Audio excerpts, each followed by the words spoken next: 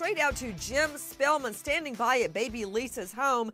Jim, what can you tell me about cops converging on a lake that's less than 2 miles from the family home and cadaver dogs actually taking to the water by boat?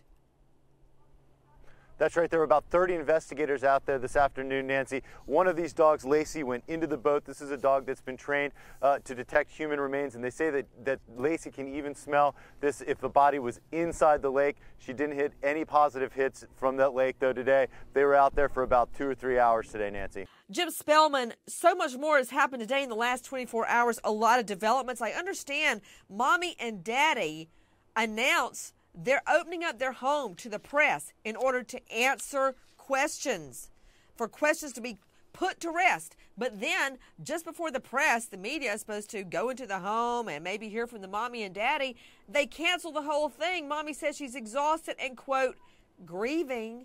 Grieving? Does that suggest she knows baby Lisa is dead? Well, I don't know about that, Nancy, but all the media were out here ready to go. And I tell you, I've worked with a lot of PR people, a lot of lawyers, on all sorts of stories, and I've never seen anything quite like this. The attorneys here just seem overwhelmed by the simplest tasks. They had this all worked out. The parents weren't even going to be here for it. It was just going to be the attorney leading what we call a pool camera, one camera that all the media share, to go into the home and then have a press conference later that afternoon back at their office. And they had to pull out at the last morning, sending out kind of a first confusing press release, and then they sent another one out clarifying that they were putting everything off to next week. It's hard to tell what they've been doing to get exhausted, Nancy, because they don't come out to speak to the media at all. It's like pulling teeth to get any information from the family's attorney, so it's very confusing.